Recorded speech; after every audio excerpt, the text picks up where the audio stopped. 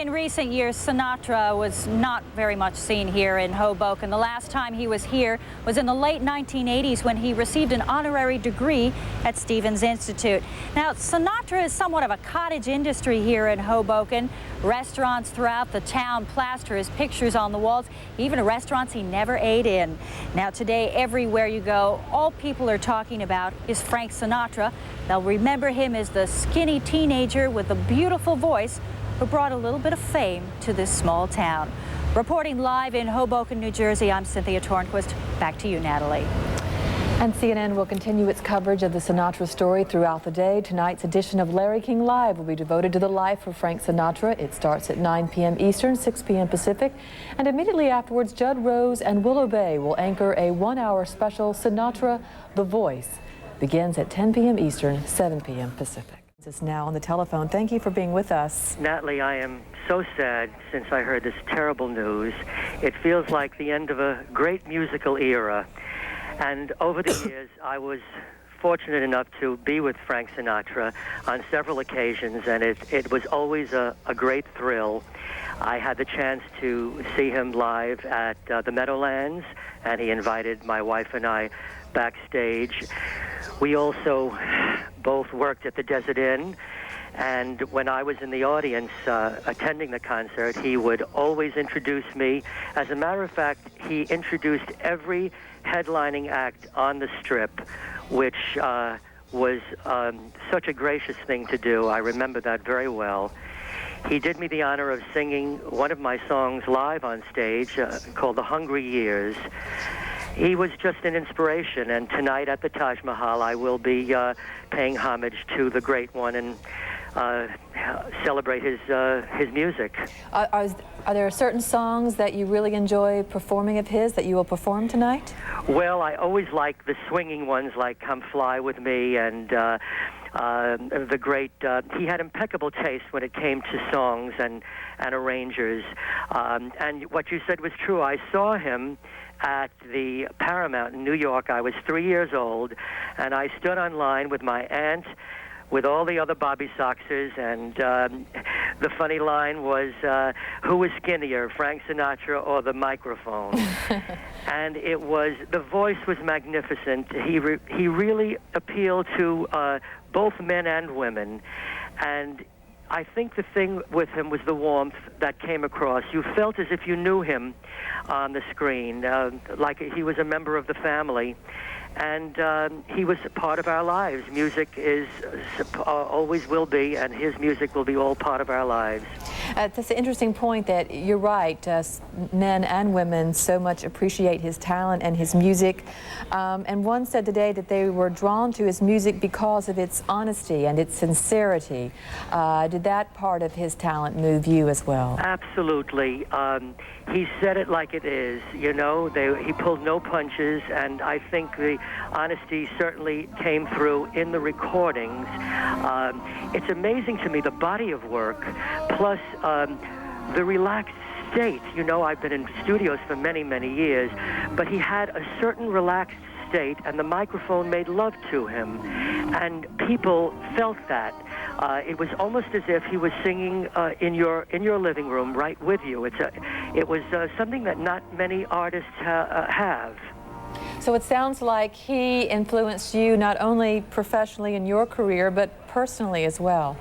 I think so. He will always be. You know, every time I was with him, I was in awe, and he certainly he was a great inspiration to me as a songwriter and as a singer, because of his dedication and his seriousness and his discipline.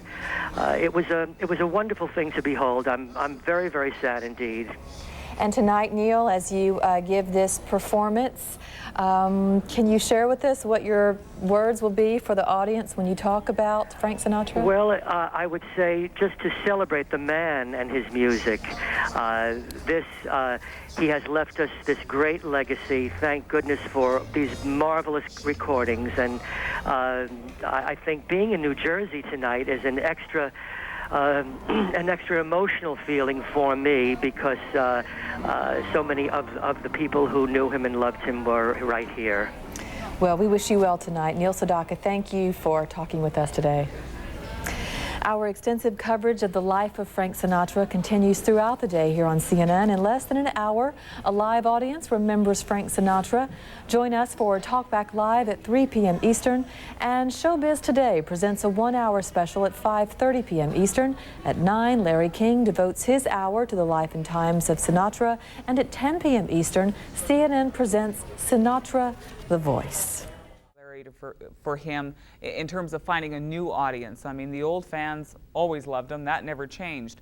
But with Frank Sinatra, he seemed to always consistently have, from one generation to the next, a very dedicated following. And I'm wondering whether you have any sense as to why that was. Well, you know, younger people that go to rock and roll, usually they like sometimes the anger of it, the rebellion of it, the whatever. And then they start to listen to Sinatra, and they hear some real swagger and some real confidence, and it touches them. Here was a guy who, rather than just use the music to rebel, kind of used it to conquer the world. Mm-hmm. If you were to pick a favorite song, I've been trying to do that all day today, and I haven't had much success picking one, but I'll put you on the spot, Mark. Do you have a favorite? Well, you know, for years on the radio, and I would interview every famous singer, I would always ask them their favorite Sinatra song. Mm-hmm. I've never heard the same answer twice. I once asked Sinatra, and he said the album Only the Lonely was his finest work ever. That's the album with One for My Baby on it. Really?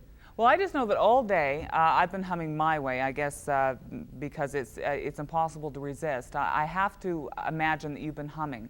So tell me what you've been humming. I think the one that just always runs through my head is I've Got You Under My Skin, because it's just very typical Sinatra. It has probably the most brilliant arrangement ever for a song on it, and it's Sinatra and Nelson Riddle at their best together. Well, and I guess it's appropriate because so many people in this world have Frank Sinatra under their skin. Yeah, a lot of people consider his album In the Wee Small Hours of the Morning probably the most important album he ever made. It just changed all the music. Mark, it was a pleasure talking to you. Thanks very much for coming in. Thanks for having me. Bye-bye. And when we come back on Dayside, we will talk with a man who had written an autobiography, or a biography rather, of Frank Sinatra. Stay with us for that. And now the end is near, and so I face the final curtain. Welcome back to Dayside. For more of our coverage on the death of Frank Sinatra, we go to Will Friedwald. He is the author of the book Sinatra, The Song Is You, A Singer's Art, and he joins us in our New York studio. Good afternoon. Hey, it's not such a good afternoon, but I'm glad to be here. Yeah, it isn't such a good afternoon. If it had to happen, I'd just as soon be here. When you learned of his passing, just give me a sense of the thoughts that went through your mind. Well, you know, the greatest era in American music is long since over. You know, the man that embodied it all, the man that made, that's the definitive figure in the American musical culture, 20th century musical culture, world musical culture. So much runs in and out of that man. He casts a shadow over the entire landscape, not just people in his own genre, which is to say, you know, what you would say popular singers or crooners or anything like that, or big bands, but he casts such a large shadow it extends into rock and roll, to country music. Even opera singers say that they've learned a lot from Sinatra, and it's just, he's just such an amazing force in 20th century culture that there's a large gap. A friend of mine called and left the following message, that a large part of all of us has died with him today. Did he define pop music, invent pop music? He certainly invented a great deal of modern popular music. Like I say, he created that whole genre which existed in between the big bands and the rise of rock and roll. There's a whole 10 years in which pop singers predominate, people like Doris Day and Dinah Shore, and certainly Sinatra is you know, the founder of that movement. But even then, even as rock and roll was starting to, you know, to really take off around 1955, 56, that's when Sinatra really starts to do his best work. And 10 years later, when rock is incredibly firmly entrenched in the 1960s, like 66, 67, then Sinatra takes off on another, you know, goes off in other whole new directions and does amazing, has a whole amazing series of hit records in the late 60s, which is, you know, what you would think would be the least likely time for a singer like Sinatra to be popular. And yet he's bigger than ever in the late 60s. It's just astonishing. Why were his interpretations of really great songs that a lot of people could have sung well, but somehow his always stood apart. Why was his interpretation so different, so unique? Well, it's not just that he was feeling them, but he makes you feel them. When he's doing a ballad, particularly a love song and something in a slow tempo, Sinatra makes you feel every word. Peter Bogdanovich put it that Sinatra's songs are not just his autobiography, which of course they are, but they're our autobiography as well. I mean, I really feel like I've lived. It was a very good year. I mean, when I think back at my life, I realize that almost half of the experiences I have in my head were just things that I've experienced vicariously through Sinatra songs. I mean, they just seem, they seem even realer than things that actually happened to me. And he just has that way of communicating things at such a basic level, way down at the bottom of your soul, that you feel them and they just seem real. And of course, at the same time, Sinatra isn't always serious about it. He likes to have fun with a lyric too. He likes to kid. He likes to play around with lots of songs. Well, I get a kick out of You. Didn't he used to kick every time he sang that? Exactly. I mean, it's so funny because that's such a great song, and that it has an out-of-tempo verse, which is typical of verses in general. And for the first 16 bars, he's incredibly serious. It's almost like it's a slow ballad. My story is much too sad to be told. And he goes on, and it's a really captivating love song. And then as soon as he gets to the chorus, as soon as he gets to the main body of the song, he just starts swinging it and he just throws it away. He just trashes it and has fun with it. And he plays with it, things like terrifically. He plays with the sound of the consonants, with the vowels.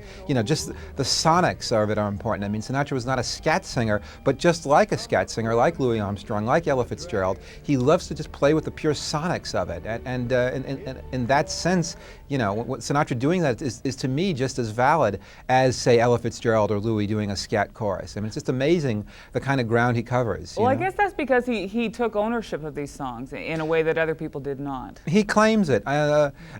Most of the great Sinatra songs were probably introduced by Fred Astaire. It's amazing. The classic songs on his records, and hundreds of songs were introduced by Bing Crosby or sung by Bing Crosby before Sinatra, and yet Sinatra is the guy that dominates. Sinatra is the one that we associate when we hear things like Foggy Day. It was introduced by Fred Astaire. Pennies from Heaven, introduced by Bing Crosby. But, it's Sinatra's record that we hear, and Sinatra has two definitive versions, in fact, of Pennies from Heaven. It's the stamp he put on American music. It's utterly indelible. It's impossible to imagine how popular music would have evolved or existed without him. He just is so enormous and so capacious. But despite the loss, he's the Godzilla of pop, as you will. Size does matter. Pop. Oh, I'm going to make a note of that quote. That's a good one.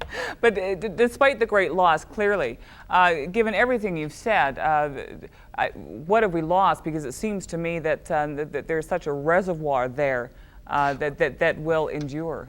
Well, not only will it endure, but Sinatra is not the most recorded singer of all time. Certainly Bing Crosby and Ella Fitzgerald were in the studio more often and made more records. But the funny thing is, nobody's got as many CDs in print, and no other singer has their entire catalog in print the way Sinatra does. Literally every record that he ever made is available, and a great many other things like concerts and radio shows and private things, have come out legitimately.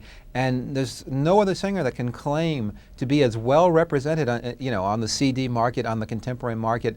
No other artist has anywhere near the amount of recordings available or the percentage of the catalog that's available the way Sinatra has. I mean, it's just the most overwhelmingly oceanic, titanic catalog of work that you can possibly imagine. And almost all of it is choice. There's very few it's certainly hard to find a dog album or even a dog track on Sinatra records.